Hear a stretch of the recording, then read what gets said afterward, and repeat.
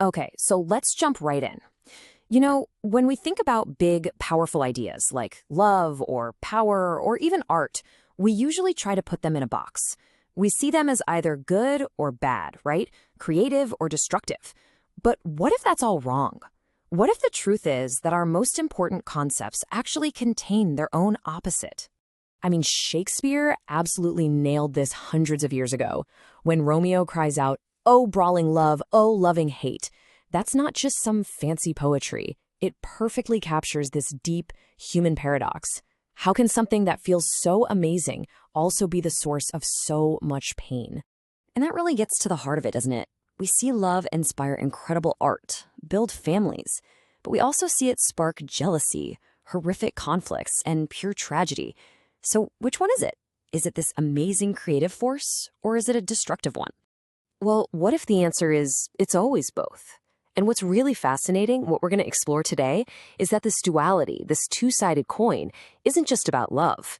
It's a pattern that's woven into just about everything: power, disagreement, even the way we see reality. And this isn't just some abstract idea.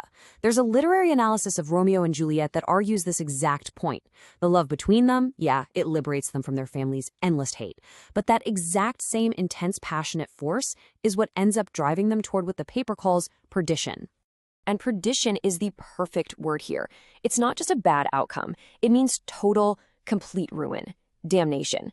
Their love, which was the most beautiful and powerful thing in their lives, literally becomes the direct path to their own destruction.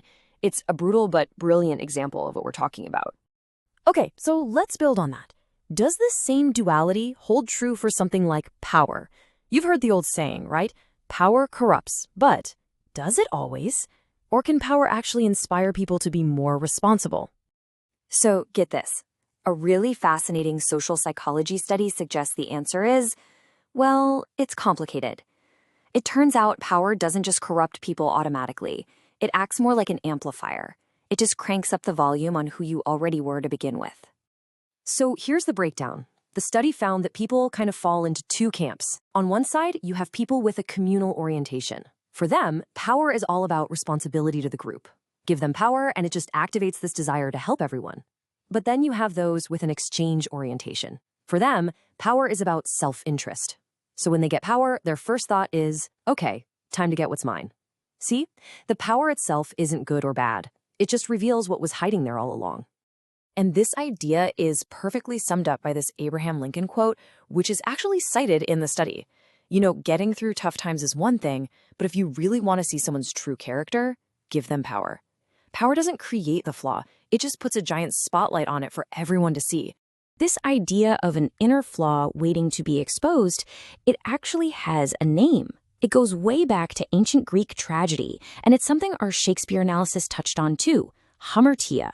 It's the hero's tragic flaw, that one single error in judgment that ultimately leads to their downfall. And this gets me thinking, could there be a common tragic flaw that connects all these ideas? For Romeo and Juliet, their impulsiveness is what turned love into a tragedy. For someone in power, an impulsive focus on themselves leads to corruption. So what about when we disagree with each other? Could that same impulsive reaction be the thing that separates a healthy debate from just destructive chaos? So let's zoom out a bit and look at how we behave in groups. We usually think of disagreement as a bad thing, right? Something to avoid at all costs. But what if it's just like love and power? What if it also has two faces, and one of them is actually the key to real innovation? I mean, this quote from General Patton says it all, doesn't it? Real progress never comes from a room full of people just nodding their heads. It comes from the one person who has the courage to say, hey, wait a minute, and challenge the way things are done.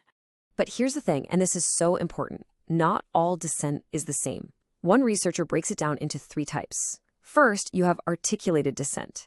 This is when you speak up directly to the people in charge. This is the good stuff. It's constructive and leads to real change. But then you have latent dissent. This is when you just complain to your coworkers, it's destructive, it kills morale, and it basically signals that the bosses aren't listening. And finally, there's displaced dissent. Venting to your friends or family, it doesn't really help or hurt, it just goes nowhere. The same feeling of disagreement can either build a place up or tear it right down. And here's the real danger of not having that good constructive dissent. It leads to something called groupthink. It's this dangerous illusion where everyone agrees way too fast, and as a result, amazing ideas get ignored and huge warning signs are completely missed. Dissent isn't just nice to have, it's absolutely essential. Okay, so we've seen this duality in our feelings, our actions, and our group dynamics. But what about in the way we actually perceive the world? Let's take movies. Are they just entertainment, a fun illusion? Or could they actually be a serious tool for philosophy? To even begin to answer that, we have to go way, way back to ancient Greece and talk about Plato's famous allegory of the cave. You probably know it. Prisoners chained up, forced to watch shadows on a wall, and they mistake those flickering shadows for reality. Does that sound a little familiar? For centuries, this has been the big philosophical knock against visual art, especially film. The argument is that we, the audience, are just like those prisoners, totally captivated by these slick, seductive illusions that are actually distracting us from real truth. But there is a really powerful counterargument, and it all comes down to this idea, the thought experiment. Philosophers have always used fictional stories to explore big, complicated ideas. Plato's cave itself is a thought experiment. And this is where it all clicks. This is the other face of film. Far from just being a cave of shadows, a movie can be one of the most powerful ways to conduct a thought experiment. Think about a film like The Matrix. It's not just showing you a philosophical idea about reality. It lets you experience it with a richness and emotion that some dense academic paper could never match. It's philosophy in action. So we've looked at love, power, dissent, and art, and we found the exact same pattern every time, a creative force and a destructive force, totally bound together. So for our last thought, let's pull way, way back for the most dramatic duality of all, a complete change in perspective. There's a passage in the Hebrew Bible that describes all the rulers of the earth, raging and plotting and fighting for power. It sounds a whole lot like the conflicts we've been talking about, right? But then the camera pulls back. The perspective shifts from earth up to the heavens. And from that high up, all of these passionate struggles, these life or death battles over love and power that feel so incredibly important to us, they look so small, so futile, that the divine response is simply to laugh. It's the ultimate duality. What feels like an epic tragedy to us might just look like a comedy from far enough away. So, what does this all mean? At the end of the day, we're left with this powerful pattern. Love holds the seed of hate. Power just reveals what's already there. Disagreement can build us up or tear us down. The big takeaway isn't that these things are good or bad. It's that they are always both. And knowing that, that gives you a choice. So the question to leave you with is this. Now that you can see these dualities, how will you navigate them in your own life?